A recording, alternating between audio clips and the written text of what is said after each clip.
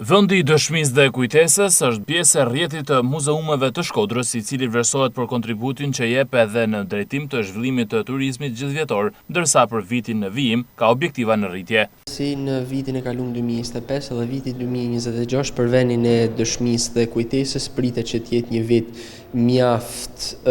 i mbushur me aktivitetet që lidhen qoftë me bashkëpunime të ndryshme, me shkollat, me personat të cilët ne bashkëpunojmë pra në kuadrin e studimeve që ne bëjmë këtu, por gjithashtu edhe për sa i përket mikpritjes turistëve dhe të vizitorëve të huaj, por gjithashtu edhe vendas. Viti i kaluar ka qenë një vit mjaft i mirë, po kështu presim që të jetë edhe viti 2026, sidomos gjatë sezonit turistik. Nikjari thekson se është interesante edhe tipologjia e turistëve të huaj që vizitojnë këtë muze. Tipologjia e turistëve të cilët vizitojnë vendin e dëshmisë dhe të kujtesës është një tipologji, një turisti mjaft cilësor, por edhe tepër të interesuar për sa i përket historisë dhe kulturës. Janë turistë të cilët vijnë nga vendet e Evropës qendrore, nga vendet e Evropës perëndimore, por gjithashtu edhe nga rajone shumë të largëta të botës që e kanë vizituar vendin tonë, si për shembull Amerika, Azia etj. Por në rast se ne do të veçojmë një komsi, po themi që në muzeun tonë ka shënju rritje, jo vetëm vitin e kaluar, por në përgjithësi vitet e më përparshme, do të veçosha rastin e grupeve polake. Ato janë kënë grupe të cilët e kanë vizituar më shumë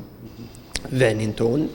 pra muzeumin tonë, dhe po kështu nuk mungojnë as spanjollët, holandezët, italianët e tjerë. Pasurimi i mëtejshëm me materiale dhe dëshmi është një objektiv i përhershëm i vendit të dëshmisë dhe kujtesës. Patjetër, pasurimi i fondit të Muzeut Vendit të Dëshmisë dhe Kujtesës është një punë pra që vazhdon të jetë në proces dhe ne këtë gjë ose më saktë synim tonin përpiqemi ta reflektojmë ose ta pasqyrojmë edhe tek aktivitetet që zhvillojmë. Për shembull, vitet e më përparshme ne kena bë mjaft aktivitete ku ne kena bashkëpunuar dhe me familjarët ose me institucione të tjera që kanë objekte të personaliteteve të caktuara të cilët janë kënë figura disidente ose janë kënë figura të përnjekura gjatë periudhës së diktaturës komuniste. Thënë kjo, jo vetëm për të shpalos këto objekte,